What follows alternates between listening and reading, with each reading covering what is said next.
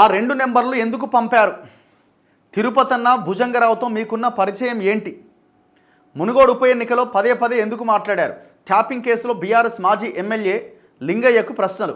మరికొందరు నేతలకు కూడా నోటీసులు పోయినాయట. నిన్న చిరుమర్తి లింగయ్య విచారణకు వచ్చిండు. అంతకుముందే నోటీస్ ఇచ్చిర్రు, నాకు జ్వరం ఉన్నది తర్వాత వస్తా అన్నాడు. నిన్న విచారణకు అటెండ్ అయ్యిండు. ఏది ఫోన్ ట్యాపింగ్ కేసులో. ఆయన తిరుపతన్న బాగా మాట్లాడుకున్నారట. దేనికి మాట్లాడుకున్నారు? మునుగోడు ఎలక్షన్లో ఎందుకు అన్నిసార్లు ఫోన్లు చేసినావు?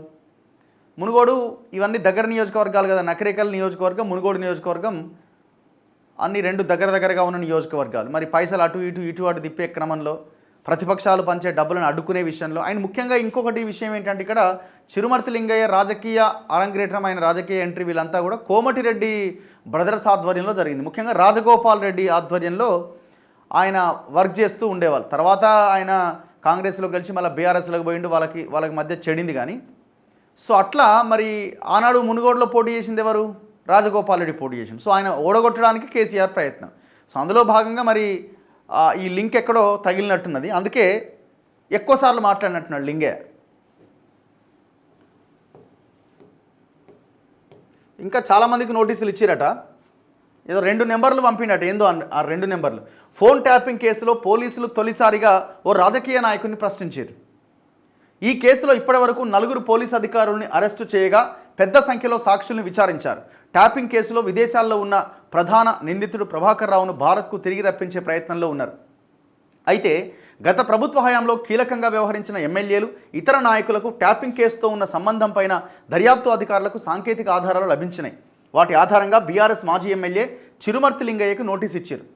గురువారం మధ్యాహ్నం 12:30 ప్రాంతంలో జూబ్లీహిల్స్ ఏసీబీ ముందు లింగయ్య విచారణకు హాజరయ్యారు. సుమారు 2 గంటల పాటు ఆయన్ని ప్రశ్నించి వాంగ్మూలం నమోదు చేశారు. విచారణ ప్రక్రియ మొత్తం వీడియో రికార్డింగ్ చేశారు. మునుగోడు ఉప ఎన్నిక సమయంలో లింగయ్య 2 ఫోన్ నెంబర్లను తిరుపతన్నకు మెసేజ్ చేసిండట. ట్యాపింగ్ ఇంకేముంటుంది అన్న, జరకి 2 నెంబర్లు చూడే ఎక్కువ తక్కువ చేస్తున్నారు వీళ్ళు, ఈ 2 నెంబర్లు చెక్ చేయని పంపించిండట. ఇంకా అంతకుమించి ఏముంటుంది? ఇప్పుడు 2 నెంబర్లు దేనికి మెసేజ్ చేసి ఉంటాడు? అప్పుడు లింగయ్య పంపిన నెంబర్లు ప్రస్తుత నకరేకల్ ఎమ్మెల్యే వేముల వీరేశం అనుచరులుగా ఉన్న మదన్ రెడ్డి, రాజ్ కుమార్కు సంబంధించినవి కావడం గమనార్హమట. ఇద్దరు అనుచరులు, వేముల వీరేశం ఇప్పుడు ఎమ్మెల్యేగా ఉన్నాడు, ఇద్దరు ప్రత్యర్థులు లింగయ్య, వీరేశం. మరి ఆ ప్రత్యర్థి అనుచరుల నెంబర్లు ఎందుకు పంపుతాడు? ఏముంటుంది? ట్యాపింగే, ఇంకంతకుమించి ఏముంది అందులో? ప్రైవేటు వ్యక్తుల నెంబర్లు ఎందుకు పంపారని అధికారులు ప్రశ్నించగా ఏవో అవసరాల నిమిత్తం వారు అడిగి ఉండొచ్చని, అందుకే తన అనుచరుల నుంచి తీసుకొని పంపించినట్లు లింగయ్య సమాధానం చెప్పిండట.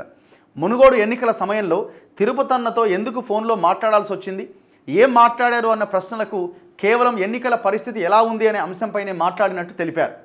ఈ కేసులో అరెస్ట్ అయిన భుజంగరావు తిరుపతన్నలతో ఉన్న పరిచయం పైన పూర్తి వివరాలు రాబట్టే ప్రయత్నం చేయగా పోలీసులు, నాయకుల మధ్య ఉండే పరిచయమే అని, స్థానిక ప్రజలు, కార్యకర్తల నుంచి వచ్చే అభ్యంతరాల మేరకు అవసరాన్ని బట్టి వారితో మాట్లాడినట్లు జవాబిచ్చారు. పోలీసు బదిలీల, పోస్టింగ్లపైన కూడా మాట్లాడినట్లు చెప్పారని తెలిసింది. కీలక అంశాలపైన ప్రశ్నించిన దర్యాప్తు అధికారులు అవసరమైతే మరోసారి విచారణకు హాజరు కావాల్సి ఉంటుందని చెప్పి లింగయ్యను పంపించారు. కాల్ లిస్ట్ ఆధారంగా ప్రశ్నించారు. విచారణ ముగిసిన తర్వాత తిరిగి వెళ్తూ లింగయ్య మీడియాతో మాట్లాడారు. తిరుపతన్నతో తాను మాట్లాడిన కాల్ లిస్ట్ ఆధారంగా విచారించారన్నారు. పోలీసులు అడిగిన అన్ని ప్రశ్నలకు సమాధానం చెప్పారు. మునుగోడు ఎన్నికల సమయంలో ప్రచారం ఎలా జరుగుతుందని తిరుపతన్న తనను అడిగేవాడు.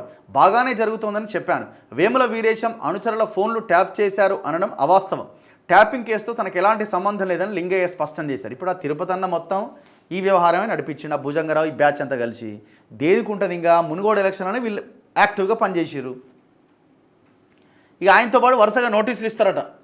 మరి ఎవరెవరికి నోటీసులు ఇస్తారో చూడాలి. మహబూబ్ నగర్ జిల్లాకు చెందిన ఇద్దరికి కూడా నోటీసులు ఇస్తారట.